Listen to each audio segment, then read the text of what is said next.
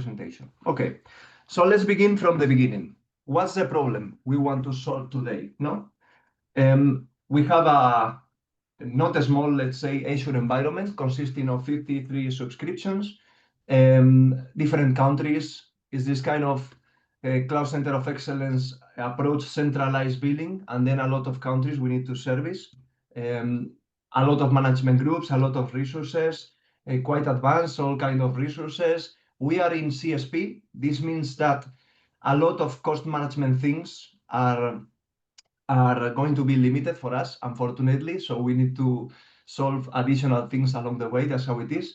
And of course, the solution is in Azure. If anyone did not recognize the big icon on the right side, the solution is based in Azure. Okay, so let's begin. The idea is what we need to solve is, okay, how to provide more cost visibility and how to do cost allocation in essence. Let's begin step by step.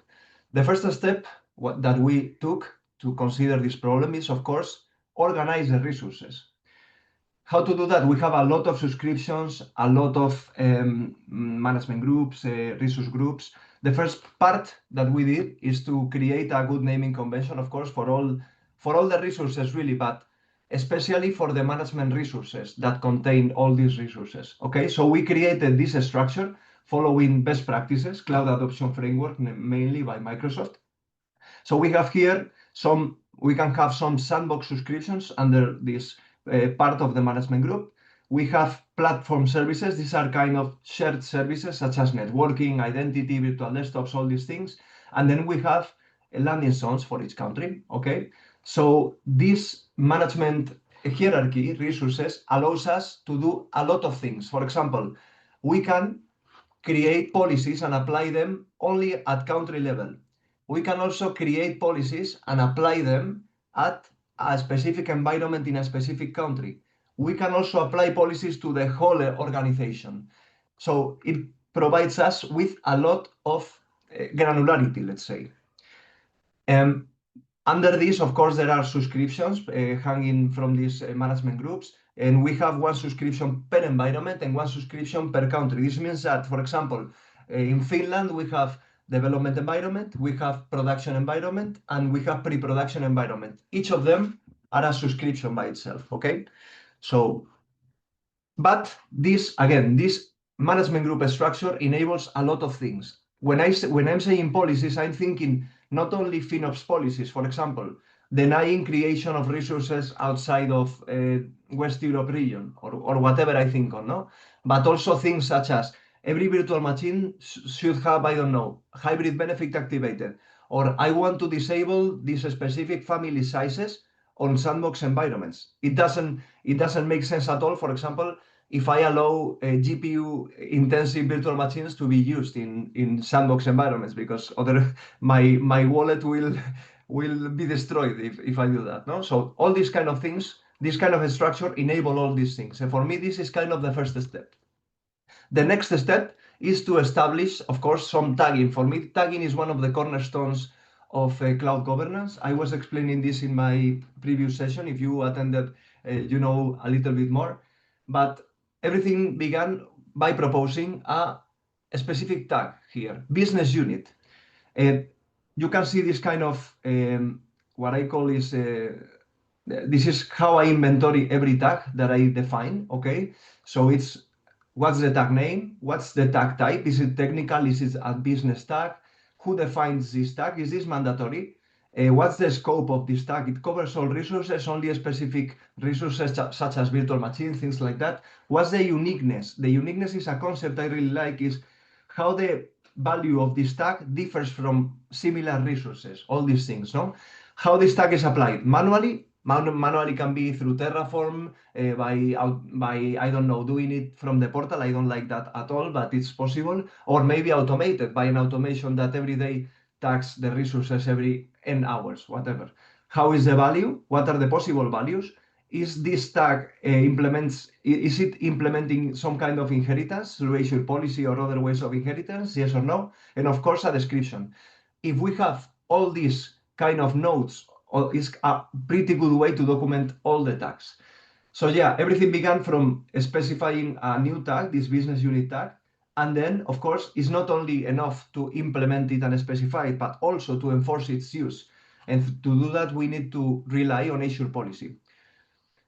This was the key tag for cost allocation, but I will show you also a glimpse of more tags that we used. For example, business unit was the one I was explaining. It ISO 3-letter country code, nothing special, but environment, the pre-production, production hub for shared resources.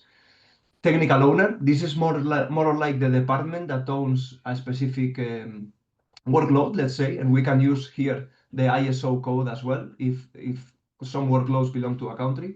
The business owner, of course, the person ultimately responsible for a workload. ISMS classification, source, and application. One of the things I was explaining in my previous session is tagging does not need to be complicated. We always think, okay, it's impossible to do tags because no one will be able to do it. It's too many tags. We have 20 tags, impossible to maintain. As you can see, I am only proposing six mandatory tags. I think everyone can agree that these tags are important and they bring value. And then one optional tag is nothing like really super complex or difficult to implement. I think anyone can be behind this. So my first recommendation is start small with tagging. Start simple. No one is going to follow a tagging strategy that's too complicated or too technical to follow. Everyone needs to understand. If a finance guy comes and takes a look of all these tags, they will understand what these tags try to communicate, no? What information they are trying to communicate. So this is my approach, at least, to start simple and then iterate from there. Okay. Okay, so now we have more or less a simple tagging strategy to implement. Let's continue. How to implement this? We have the fortune on have everything with infrastructure as code in Terraform. So what we did was to rely on tagging as variables. It's really interesting because we can create variables in Terraform, one variable for all the tags, and then we can just apply the same tags to all of our resources. I know that in AWS, for example, there are the default tags, but this is not possible in Azure RM providers. So we applied the same idea, kind of.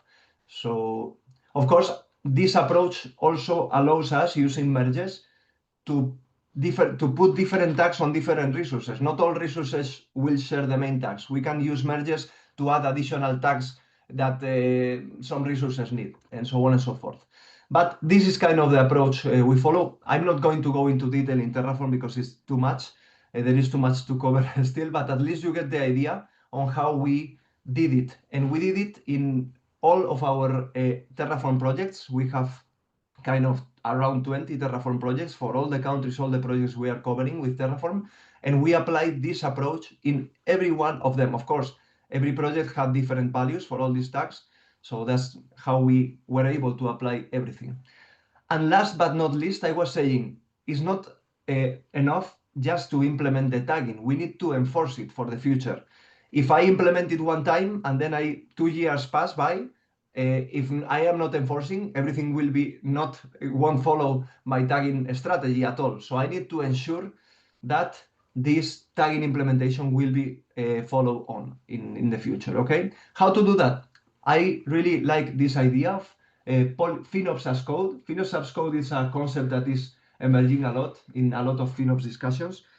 FinOps as code essentially is we can implement a lot of things in FinOps through code. For example, all the policies that we are going to enforce, I was explaining before, no?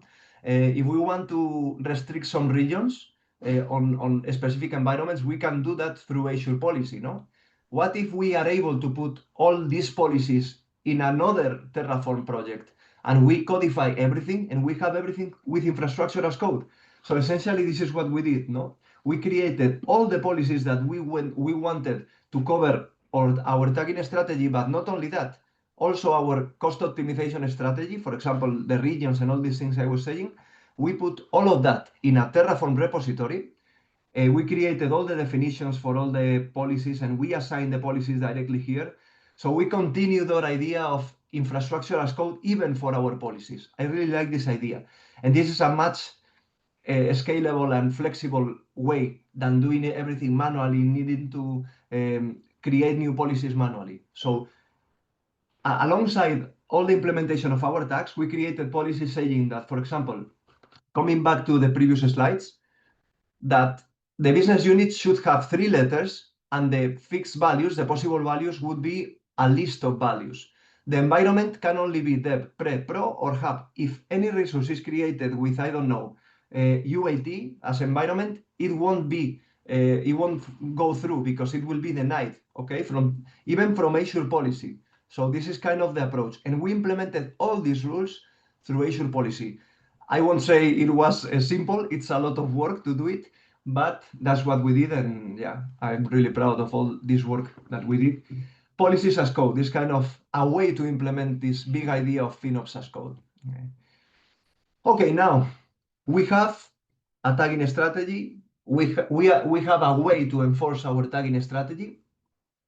And we have this organization of management groups, all this kind of a structure that allows us to organize and to apply policies at different levels, granularities, and so on. Okay, now we need to increase our cost visibility. We need to know how much we are spending in each of these management groups, subscriptions, what are the services I am spending the most on, all these things. Okay.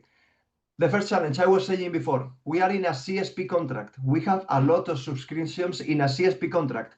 Unfortunately, in a CSP contract, if you go to a management group and try to see the cost, aggregated cost of everything, you won't be able to do that. And sometimes you are not even able to see the cost of one subscription. But in our case, we were able at least to do that part. So the challenge is we can only see from the portal the cost of one subscription, and so on and so forth. So no way to see everything, all the aggregated costs of all our countries, all of our subscriptions, to be able to filter. That was impossible. So what I did is to create a Power BI report using Focus dataset, this new Focus dataset that has been pretty recent in Azure. And I created a report from scratch. I know now that there are some available reports from FinOps Hub that Microsoft team has been working on, but unfortunately, when I was working on this was not available by then. But it was a good learning about Focus for me. So I created this big report, and I will show you some examples of what this report shows. As you can see here, it shows, for example, how much, this is just an example of pre-production, how much I am spending in each business unit. Denmark, Lithuania, CCC are shared resources again. And this is already using all the tags that I just implemented and I was explaining in previous steps. So really interesting. We are able to see things such as, okay, how much we are spending per business unit. You can see on the right side.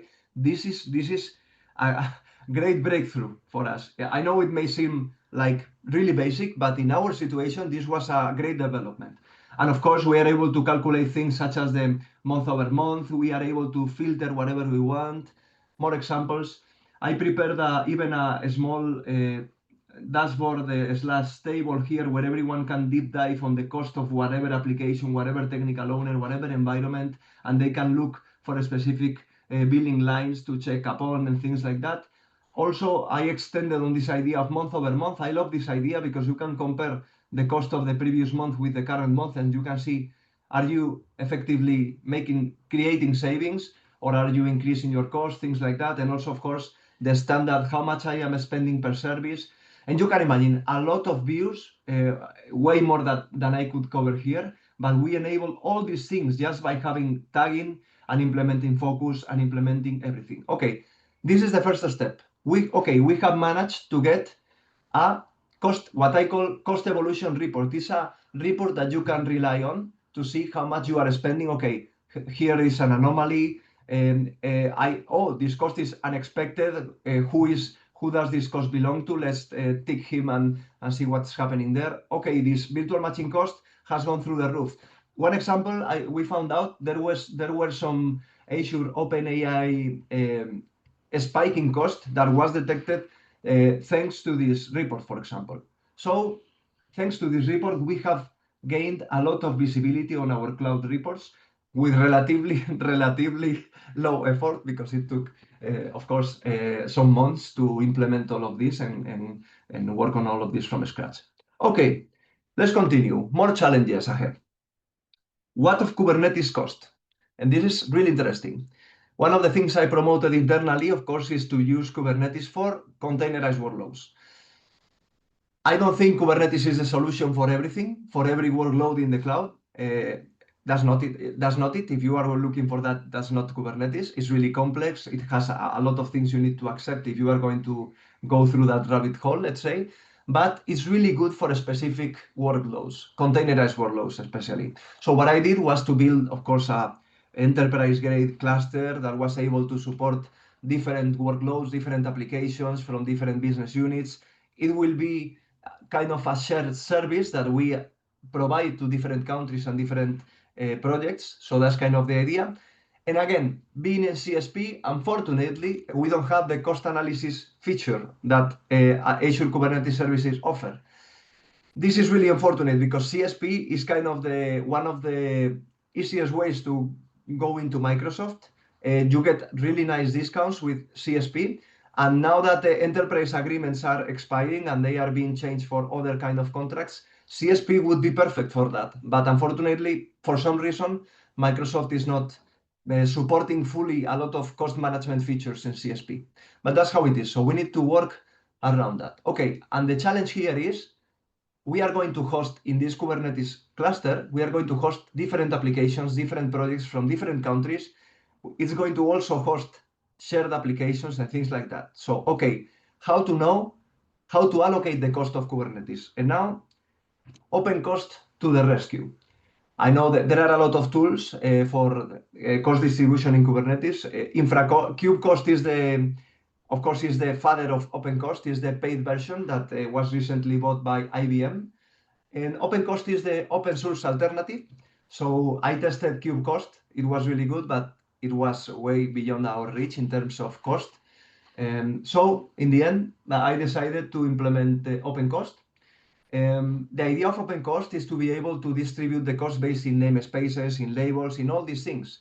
Because what I want, and this is part of the next slides, I will treat labels in Kubernetes the same way I do for tags. Okay, so we want to rely on OpenCost to get the cost allocation of everything happening inside our Kubernetes cluster. Okay, how to do it? What I did was to create, of course, two different services. One for the regular user interface of OpenCost, the one that was shown here, and another one for the API. And the good thing about the API is you can ask the API, for example, about the daily costs. Okay, what is the daily cost allocation of everything that happened yesterday in the Kubernetes cluster? And it will give you everything with the labels like you have spent in Lithuania 10 euros, in shared services 20 euros, all these things. Really good point, Brian. I know that this is not a lot of things, I was saying a lot of CSP. These things rely on the partners. You are totally right. They hide all these cost things because they don't want you to know how they are billing you. I am totally aware of this, but you know, from a CSP user, it's kind of challenging, even though we have one of the biggest partners. I would say is even the biggest in Europe. Microsoft partners, they are our resellers, and they have opened most of these features for us. But nevertheless, it's not enough. I was working in the past with enterprise agreements, and the level of transparency is not even comparable. You cannot even, for example, access the price sheet API, you know, the sheet that shows all the services and the cost you are getting and all of these things. So you need to work around a lot of things. But really good point, Brian. Thank you. Okay, so I was saying OpenCost. By doing this kind of idea of OpenCost API, opening this API and testing it, I was able to get the cost and the cost allocation for the cluster. And I will get back to this later, okay? But this enabled a really interesting thing. And of course, the picture won't be complete if we are not able to continue our idea of tagging, to basically implement the same tagging strategy that we defined in previous steps, but this time in Kubernetes as well, through the use of labels. And how to do this? Of course, we can do it by using regular YAML manifests. This is how the labels can look like in a regular YAML manifest. Helm charts and customized YAMLs. I much prefer Helm charts and customized YAMLs because it's much, much simpler to apply a lot of tags in a lot of containers really fast. But unfortunately, some applications, we also need to implement some regular YAML manifests. So in general, we need to cover kind of all bases here. And we implemented as well our tagging strategy in Kubernetes. And as I always say, okay, we implemented it really good. It's as another success, but we don't want to only implement, we also want to enforce the use. How to enforce the use of labels, how to deny creation of containers that don't follow our labeling policy. We can rely on some tools. There are three I really like. ConfTest. ConfTest is a tool that it's mostly focused on being used in Azure DevOps or GitHub Actions pipelines. This is really interesting. And then two more tools, Kyverno and OPA Gatekeeper. In these two tools, you can create policies saying, for example, that everything created outside of a kube system, like the system containers in Kubernetes, needs to follow a specific labeling rule. If this rule is not implemented, the resources will be denied creation, or you can deny, for example, the pods to run and things like that. So really, really interesting. So we also implemented that, continuing the way, like if we apply tags, we cannot only do the application, we also need to enforce, okay? So, okay, with all of this, I was explaining, of course, I am doing a quick summary of everything. You can imagine how much work this was. We were able to also allocate the cost of Kubernetes in different applications. And I will show you the whole picture. I know I have left how to use this API to leverage this API for cost allocation, but I will explain this in the next section. And the third problem, okay, now we know what's the distribution of cost in our Kubernetes cluster. We have our what I call the cost evolution reports. Okay, we have clear reports where we can see the spend on each subscription, on each country, on each application, on everything, like any kind of logic we want to. We are able to see a lot of information there. But we need to perform a charge back and show back to our countries, because we are taking all the costs. We only have one contract, one CSP contract, and we need to bill each country with the cost that they have incurred over monthly periods and things like that. So this is the key problem, okay? And also we need to consider that if I take a look of all these really nice focus billing lines, I will see that there are a lot of resources I cannot tag. This is one thing. There are a lot of resources, as you were seeing in the cost report, that belong to shared services. This is the nature of the beast. We are providing a lot of shared services for the countries.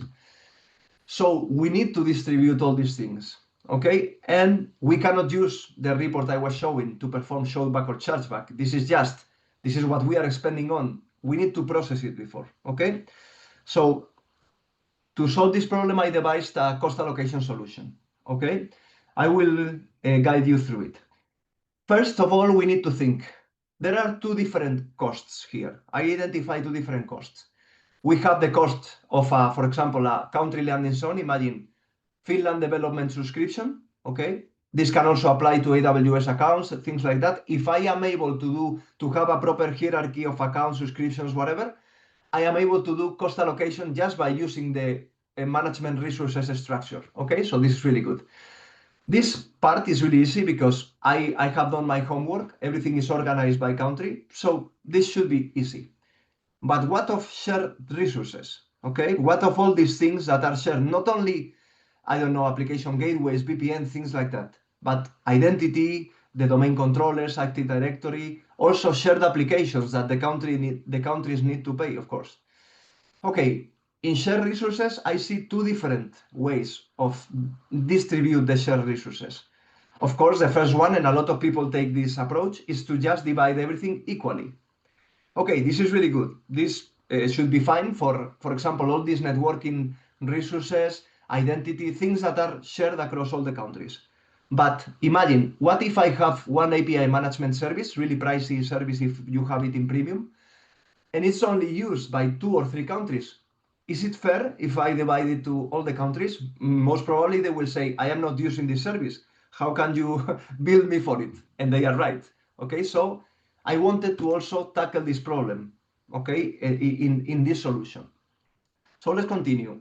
I was considering some principles, okay, that I want to, my solution, like the foundations of my solution is I want to use the latest version of Focus, of course. I think it's really good to be on the latest release and to be able to upgrade as soon as there are new releases, because every new release of Focus brings a lot of really interesting things. So we should be on top of that as much as possible. Of course, we should be able to have as much granularity on costs as possible.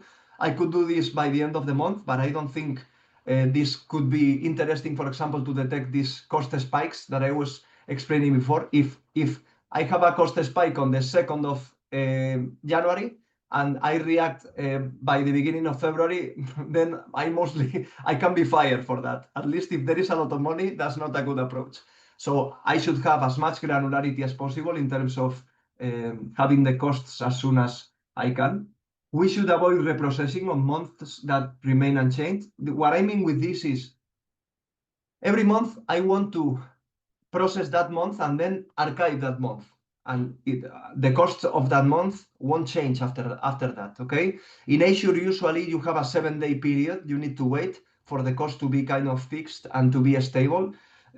So every month, I consider the past month to be close when we have reached the 7th day on the next month. So all these things I should take in consideration. As a cloud architect, I prefer an event-driven solution, an asynchronous solution. I don't need to wait for things to happen. I should work with events and things happening and react to these events. And I should make the data as small as possible, because if I need to process 2 gigs of data, most probably if I'm thinking on an Azure function or some process that will process my data, it will die eventually if the data is too big. So I want to use as small chunks as possible, okay? And of course, I should be able to also read the process information from PowerBI without affecting report performance. Pretty basic things. And again, principles, this were the last slide was the principles for my allocation solution. And now it's what are my principles for cost allocation? What things I need to consider for this? Of course, after processing, there should be no blank costs and there should be no cost belonging to CCC or shared things. Everything should belong to countries. Like all the costs should be divided by all the different countries we have. As I was saying, we should be able to fulfill the objective I was explaining. There are some costs we are going to distribute equally. This is the default behavior. Or we should be able to divide some costs, specific costs, by using weights. For example, I was saying this API management resource. Okay, if only 3 countries use it, I should be able to allocate the cost to these 3 countries. And not only that, but also to allocate the cost based in some weight. I can use metrics as weight, I don't know, number of requests, number of, in other services, number of users making use of a service, all these things. I should be able to allocate my costs fairly, even using weights. Okay, so keep this idea in mind because it will come back later. And again, as I was saying, allocation rules can have a weight associated to shared cost as well. This means that, for example, in my Kubernetes cluster, apart from applications from countries, I can host applications for shared, like Cloud Center of Excellence resources, no? And these costs should be first distributed across all countries, first allocated in Kubernetes and then distributed to all countries. So I cannot forget that, okay? I know it's really complex, but that's how it is in our case. Okay, how does the solution looks like? Like this. I have prepared a small architecture diagram. I think it's quite simple to follow. So we have here, in all the subscriptions, we have configured cost management exports that happen daily. Is a daily extraction month to date. We are using Snappy Parquet. Why? Because it's compressed. We are using, of course, partitioning. It's a feature that you can do. Daily execution. We are using the latest release of Focus. I know that the 1.2 was announced recently, but it was not available when I prepared all of this. So yeah, you know. So all these cost management report, all these cost management exports go to a specific storage account that we have here, and they go to this cost exports bucket. Of course, the report I was showing you, the initial report, the cloud cost report without any kind of processing, is using this as data set. And this is the data I am showing without any processing. Okay, what's the cost allocation part? We have this function, and this function is triggered whenever there are new files in this cost export bucket. This means that daily, all these subscriptions are generating files, and each of these files that are partitioned should be small enough, and there are in chunks, as I was saying. They are going to trigger one execution of this function. And what this function does is to process all this data, applying what I call allocation rules. I will explain in the next slide what that means. And then writes the data into cost exports processed. And then my cost allocation report will be based on this data. And last but not least, I also have here a function app that is getting the data from the API that I was explaining of Kubernetes cluster. It will ask for the data daily as well, and all this data will be left in CSV format. I know there were other ways to do it, such as Prometheus exports and things like that, but this was a pretty simple way of doing it, so I opted for this in the end. So this is kind of the idea, what I am proposing. And now, the key thing, how I am going to do this part, how to divide using weights, distribute the cost equally, or using weights. To this effect, I was thinking on this, and I thought about this idea of allocation rules. An allocation rule is a thing that kind of distributes the cost based on a specific weight of a specific resource. So, API management example. I am saying that this resource with this identifier is being used by these 4 business units based on these weights. So this means that if I am spending 1,000 euros a month of this resource, it will be distributed using these weights. And now you may be thinking, okay, how you can calculate these weights? I can come back to the point.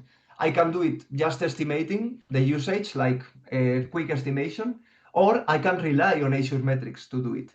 Okay, how many applications are being served by this API management? How many requests of each country are going through a shared service? Things like that. So I can even calculate the weights automatically, okay? So in my opinion, this was the key for all this solution, because let's go to the next one. The allocation function processes all the lines of costs in each Parquet file, okay? Something like this. This is the default behavior of this cost allocation rule. If I have a cost of 3.7, in my case, I am using effective cost because I want to consider also the amortized cost in Focus.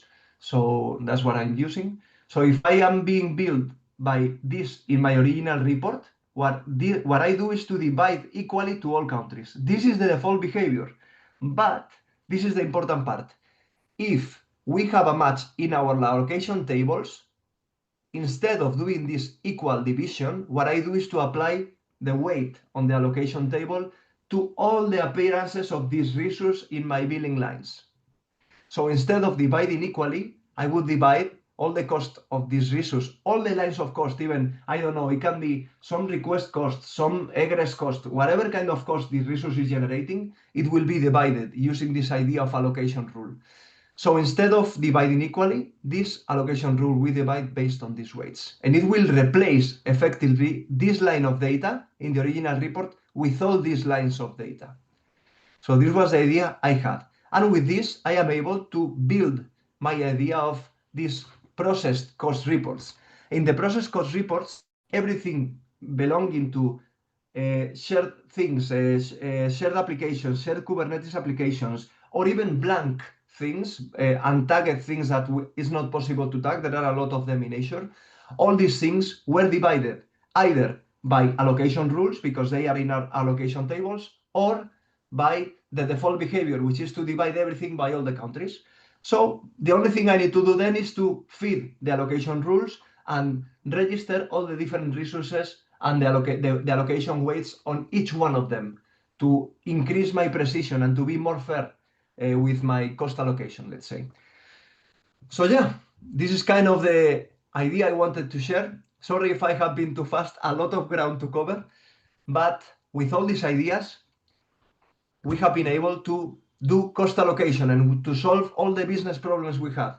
After this, we are able to have a cost report that we can use to show back and to charge back to all the countries. This is how much you are spending, and these are the reference services you are paying for. All these things. And let's kind of summarize what we did. No, we have organized our resources properly so we can apply different policies at different levels. We have applied tagging strategy, essential not only on cloud resources but also labeling Kubernetes resources, because it's so important to also do cost allocation in Kubernetes. We prepared this focus-based report to show cost evolution and to show how the costs were distributed and processed now. And then we have created a cost allocation solution that ticks all the boxes and that solves all of our problems. Of course, everything is not done. We have also we have a lot more ground to cover as well.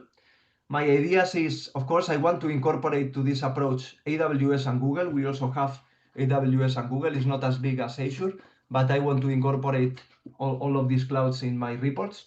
I want also to incorporate 365 licensing with all this idea of allocation rules, everything with the same approach. I want to implement all of this in all these reports by using all of this.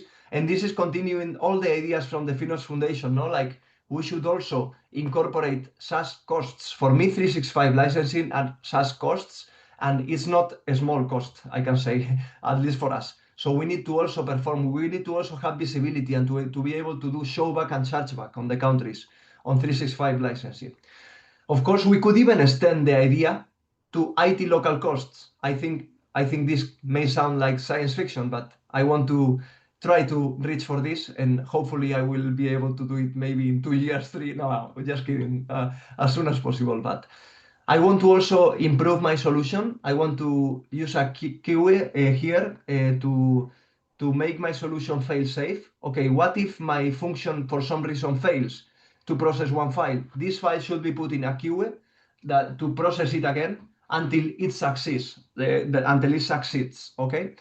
This is not done, of course. It's a lot of work, but I will do it for sure, because any solution that we design should be reliable, should be should work well in any situation. And of course, I want to also, right now the allocation tables is something that we input in CSV forms, and what I want to do is to implement API methods on this function app to add resources to our allocation tables. What I want to say is, okay, this subscription, please add all the resources in this subscription to my allocation tables using these weights. And then it will create all the CSV files for me to grant that these allocation rules are present, no? Are accounted for in my processes. And not only for a subscription, but also for a resource group or one resource.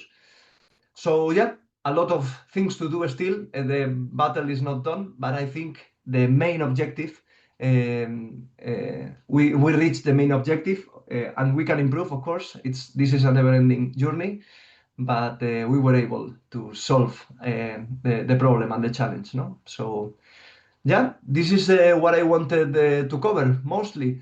And now we can open the ground for some questions. I am sorry if I went too fast, maybe a little bit too technical on some parts, but I hope you like at least the ideas, the approach. I know this won't solve everyone's problems here, but at least I hope it will show you an idea or an approach, or just considering that tagging, it doesn't need to be complex, or just, I don't know, ideas on cost allocation, and that it gave you some food for thought for your own challenges in this FinOps field. Okay.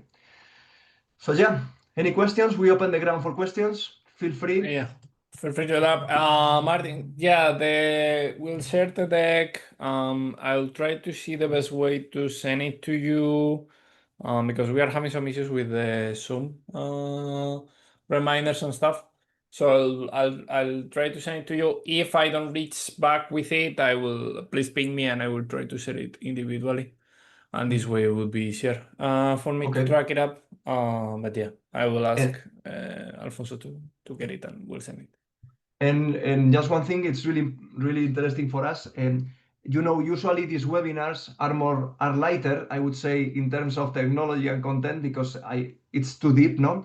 But do you like this kind of content? Because if you like it, we can prepare some other like technical sessions in this kind of vein, no, to cover problems. And of course, I cannot show you all of this. It took months. If I show you documentation, you will die if I do it in one session. But I think it's interesting to share the challenges. Okay, thank you everyone. Yeah, thank you Bastian and Ian and yeah. Okay, any questions? Do you like me to answer any questions, any ideas? Would you like to share anything with us about this topic? It's a simple approach to solve a complex problem in the simplest way I could manage. So yeah, I try to not be overly complex when tackling Yeah. these things. Okay, Victor. So if we don't have any other questions, yeah, of course, you will get the slides. And now Victor has a small surprise for everyone that attended and was able to To stay hear till me, now, yeah. to still be here after this heavy Uh, content. Yeah, so as you may know, just continuing from where Alfonso left, we have the FinOps Master of Tagging and Naming Conventions where you can learn to do things like what Alfonso showed today, and it's starting next week at this time basically. What we are going to be sharing is naming conventions introduction, tagging introduction, infrastructure as code, as has been the core of the approach from Alfonso. Then how to tag and do naming convention enforcement and remediation using this code, and then how to oversee on how to monitor in your company this tagging and this naming convention. And then you also want to tell us what's going to be the use of what you have done. So this is for FinOps struggling with cost allocation. So people that are interested with this probably will benefit from what we do. Cloud architects, if you need policies, this is the place to learn and to have examples from it. And managers that want to have tools to their team about cost allocation. So basically, we'll have live classes every Tuesday at 6 p.m. For 6 weeks. You will have the class recordings one day after that in case someone cannot attend. You will have examples that Alfonso will go through, and you can check exercises after each session, so you can reflect and show what you've learned. And then tools. We know that tools and already done stuff is great for FinOps. So we have policies, we have implementation, we have workbooks, we have the naming convention generator. We have a lot of tools for you that are free with the course. So you should take, because that's probably the core thing of the course, is the material that you get with it. So I would definitely recommend you to get it, give it a try. And the final project, so you'll be able to work on a project that showcase what you have been learning. That's our focus. That you'll learn and you have tools to be able to apply in your daily job. That's our main goal, right? As you can see here is a sample or a screenshot of the code or things that we have in the code. As you can see, there are JSON policies, there are implementations already, TF files, all explained in the readmes with very detailed, a lot of effort from Alfonso. So this is kind of what you get. We know that this is a very painful thing to do in AWS or in any other or Terraform, and this is what we want to help you do, because we have, especially Alfonso has done a lot to be able to make you have it available. We'll have this workbook so you can supervise your implementation, especially for Azure, as the ones that come today know that Azure can get tricky as well as the other CSPs. So you'll be able to supervise your tagging compliance in the different resource groups, in the virtual machines, etc., and you can enforce and you can see the compliance of your company. So this is very useful because it's very useful for IT to showcase the leadership, how the compliance is going through. So I think it's one of the most valuable things that we'll get from the course. And then the naming convention generator. This is I think it's a very straightforward tool, but it helps a lot for companies to have a standard in the naming conventions topic, which is, I think, the foundation together with before you go into like deeper tagging levels, which is also really important. When you go to accounts and naming convention, this is the foundations, the fundamentals that you always need to apply, whether or not you like the tagging stuff. You need this for sure. So this is very useful. It's a simple tool, but it solves a lot of hours and a lot of, let's say, inconsistencies of stuff. And just one another thing is to add to what Victor is saying, no? Even though what we have covered in this session only covered Azure, this course covers Azure, Google, and AWS, and all the tools that you have at your disposal in each of these CSPs to enforce tagging policies, to oversee and to implement tagging and naming conventions as well. So yeah, we think it's really interesting, and there is nothing like that in the other offerings, let's say, So. Yeah, that's what we try to bring. Like we try to bring native tools that you don't need to, use any third-party tools if you don't want to. So you can leverage what is already offered by the cloud providers to be able to implement, and you'll be able to learn, to apply it on Kubernetes, on Terraform, and for all the cloud providers. We'll dive into all the tips and tricks for each of the cloud providers, and all these tools and all this content took several weeks for Alfonso to build, and now it's ready for you to be used and to be taken advantage of, so you can learn about it. This is the total value of what we are offering: the Q&A, the weekly masterclasses, the repos, all the recordings, the workbooks, and the naming convention generator. But of course, we are going not to charge you 7K to this course, but we'll show how much it will be. Our students are really happy with Alfonso's methodology, and of course leveraging the community, plus being able to join the next cohort. So if you cannot join this cohort, you can leverage the pricing that we have and then take advantage of the following cohorts that we are going to do through the coming months and years for sure, because we believe that this is very useful.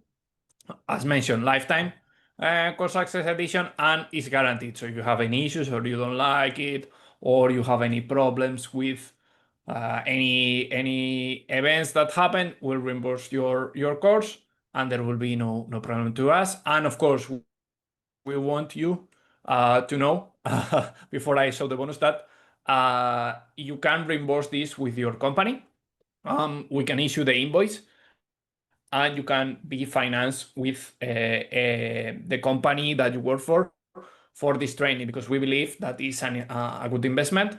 But we know that companies should pay for this because they will get the cost automatically in a few months, if not a few weeks, with what you will learn. So without further ado, I will... But first, before the reveal, George, is it required to have knowledge of Terraform? This question, really interesting. In the first edition, actually, there was a lot of Terraform content, and we prepared an additional session just for a Terraform introduction from scratch, from zero. I prepared it, and we added an additional session about this, and it's kind of additional content that we have added. I think it was a session of 1 hour and a half for all the attendees to get up to speed in Terraform. So I think this is already covered. I know it's not something like really related to naming conventions and tagging, but a lot of content is about that, about infrastructure as code, because it's essential. So yeah, that's kind of what we have included as well. So you are covered there. Yeah. And then the bonus. We know that so you can join for attending today for $299. I will be removing this offer for when the webinar ends, and we'll leave an hour. Then the price will increase. So please, if you want to take advantage of this pricing, you should think of it quickly, because it will it will go away in the coming hour. And you have 1 week, so the price will increase gradually till the course begins. You have time to think about it, but you know that this price won't be available for more than 60 minutes. So if you have any doubts, if you have any questions, this is the time. I will showcase the FAQ. Masterclasses will happen Tuesday, 6 p.m. Q&A sessions will be ad hoc. So in case that you need or that we see that there is need to do, definitely ping us and we'll do a Q&A sessions. We did that for the Terraform session that was necessary for people to join, and that's a new session that the course will have because we see that that's necessary for the course. So again, those will be available for you, and of course we'll have the community in Slack where you can ask questions during the whole week, and we'll be able to answer your questions. Assume it's 2 hours, 4 hours effort per week, and a lot of easy value to get from the effort. You will see results. I have done the course and I have piles of note cards with all the content that we did. So definitely something that you should do. I always test the products that we create, and this is a great product. Again, the examples cannot be anywhere else, and I think the price that you get for this type of code is ridiculous. The amount of effort that saves from developers is just crazy. And then the code will be available for you as you join. And remember that this training can be paid by your company. You just need to email us and we will tell you about the process. You pay the pricing, we'll issue an invoice, and then you will be able to go with that invoice to your training group. So feel free to ask your HR, training, whomever department, so you can join. And if you have any more questions, reach me out on LinkedIn or the email that you have there. And yeah, you have the link in the chat if you want to join. I drop it again if you want to buy it. So yeah. Okay, my bad. One sec. Thanks for Bastian for that. Because okay, maybe I can take now the questions that were there. Okay. Yeah. Well, you handle that. Okay, Bastian, you were asking. Yeah, you are here still. Which challenges have I faced with Focus? It was pretty simple, but I can tell you one thing. When I wanted to, every time I wanted to do things on all 30 subscriptions at once, for example, I upgraded all the exports to daily and things like that. PowerShell is not supported because the Focus is not a feature, is kind of a feature that is in preview.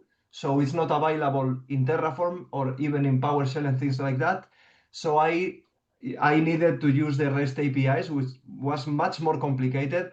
I remember myself opening the developer view on the Chrome and on Edge when I was configuring just to check the REST API calls and how the dataset Focus looked like. So that was my challenge. That is kind of restrictive. If you want to do it programmatically, you need to know a lot on how to capture these traces and things like that. Otherwise, it's not simple at all. Of course, you can do it from the portal, but doing it from the portal on 30 subscriptions, 50 is not something you want to do it manually, one by one. So, but apart from that, it was really painless. It's nothing special at all. It was really similar to my experience with regular cost exports. I have been using that for a long time. There's nothing special. Okay, Anshuman, Nath, what kind of limitations did you face from your CSP bundle cost management tool? As I was saying, one of the limitations is not knowing how much my services cost. Of course, I know, but I mostly know. I know what discounts we have because the partners shares this with us. But there are some things that doesn't go with discounts. So, I'm not totally 100% sure that everything shown in my cost management is the real price we are paying. And this is really tricky. So what I want to do in the future is to compare the cost that's being shown in the portal with the costs from the bill that we are getting from our partner. I want to also rely on those APIs to do a kind of cost comparison, to see if I find some outliers or things like that. Because I am not trusting that a lot, let's say. I know it's more or less what we are paying, but I am not 100% sure. And I am really picky with all these things. So yeah, that's kind of my approach. Thank you, Jano, for your nice words. Yeah, it's really nice to know things outside of AWS. Yeah, we all learn from other things. And okay, let me see if there are no more questions. Any other questions? You still have time? Yeah, I Anyone think else? that Brian has a spin-off question. So you can feel free to, if you want to unmute yourself, you can ask. If not, feel free to use our Slack to be able to ask those questions. Feel free to drop it there, or if you want to unmute yourself. I'm not sure if I can. Yeah, we have this Slack community, and a lot of people is sharing their challenges and things like that. And if we can help, we will do it, of course. And everyone we share the job postings of jobs of FinOps and all of that. So we try to share as much as possible, and it's growing a lot these past few months, I would say. Yeah, let me see if I can see the chat again. Okay, here's the Slack just in case. You will need it, and that's all. On my side, I don't think I have. Yeah, nothing else. So yeah, as mentioned, Brian, feel free to ask us on the Slack or and we can chat there. And you can send us the question there, and it would be great to help you. I don't say you can unmute. Yeah, let me see if I can unmute you. Yeah, you should be able to talk now. Hey, can you guys hear me? Yeah. Yep. Hi, Brian. Hey, good stuff. Thank you. This is good. It's something that we're kind of working on every day, so it's cool to see it in action other places too. So the question is really because this is super relevant. I got an email this morning from a customer, and really it has to do with the cost allocation and chargeback report that we've created. And then and specifically referring to hybrid benefits licensing. So we helped discover some licenses that were basically acquired through acquisitions where the individual companies had their own licensing for on-prem workloads. And then we were able to reuse those licenses for dual use rights for Azure Hybrid Benefits. But data center licenses, right, Brian? Yeah. Yeah, Windows Data Center can be used on both with the dual usage. Yeah. Yeah, correct. And so what happened was for one of the billing groups that their license agreement or renewal was up, and so they want to now spread some of the costs over, even though because they're not the ones, that specific billing group is not the one that gets the full benefit of the hybrid benefit savings. So basically what they want to do is they want to use kind of the allocation report to show who's getting the benefits of the savings, and then they want to be able to kind of charge back the licenses in some way. And so really my question is, it's more of like how would you guys see it? Because the license is obviously providing the benefits of the on-prem workloads, but then these other billing groups are getting the benefits of the hybrid benefits savings. Would you allocate I guess 50% of the costs for the on-prem usage, and then the other 50% of the cost gets spread across the percentages of savings? Or would you guys have a different approach? Does that make sense? Yeah, it makes total sense. Let me explain things as I see it, okay? When we buy on-prem licenses for Azure only, okay, when we are not going to rely on dual usage, we buy Windows Server Standard because data center are not, I mean, you can buy them, but you are not going to use them in the cloud because Correct. they are used for hypervisor and things like that. Okay, Correct. so this means that what the people, is something that the on-prem people is paying for is other people are benefiting Correct. from that. Okay, you get my point, no? Like, Correct. it's something they need to pay for it nevertheless. So what I would do maybe is, yes, I would take half of the price, and now half of the price, maybe it can go to Azure. You can also have approach. That's why I was putting there my idea, no? Like this idea, okay, the licenses is the perfect thing to apply these allocation rules I was explaining on, okay? What's the problem? The licenses are being bought on premises, and they are not going to be part of our cost reports. That's why I wanted to bring in other IT costs outside of Azure, you know? The license is the perfect example. Imagine that you are able, with an automated process, to add to these focus reports, we add some lines manually added from us, but with focus specification for the price of this Windows data center licensing with the correct weight on the, with the being allocated already. You would be able to solve your challenge if you do that. That's where I was going for. That's why we need to also incorporate on-prem costs in our kind of cost reports, no? Because we sometimes also need to do cost allocation, show back and chargeback on this, no? So this is the perfect example. And yes, maybe if I would see it like this. If I am a business unit working on-prem, I have bought these licenses, I want to take advantage of these licenses that are already paid. Maybe 50% could be a good approach, or maybe I could try to resell them, just consider 100% that will be used from people in the cloud. And then it will be for free for me. It depends on which strategy, you want to implement here. Yeah. Like we share and we are happy family, or you get the most out of your situation. You need to pay for them anyways, so let's resell them to be used on the cloud, no, to the highest bidder. You know, Brian, where I'm going for, no? So it depends on how they collaborate between themselves. Yeah. Okay. Definitely, I would strive to put these billing lines for licenses acquired on premises, specifically Windows and SQL Server licenses. I would put that in all these reports. And another thing I found out, at least in my CSP contract, is really interesting. Hybrid benefit in Azure with Windows, it's worth it. We have a lot of savings, but it's not worth it with SQL Server. The licenses purchased to our partner are pricier than the cost we pay for SQL in the cloud. It doesn't make sense. It was not like that in an enterprise agreement, but now it is. So this is a learning I found out, and it was really surprising for me. It's cheaper to buy the licenses currently, at least in CSP, directly from Azure, even though it's mind-boggling. But yeah, that's experience.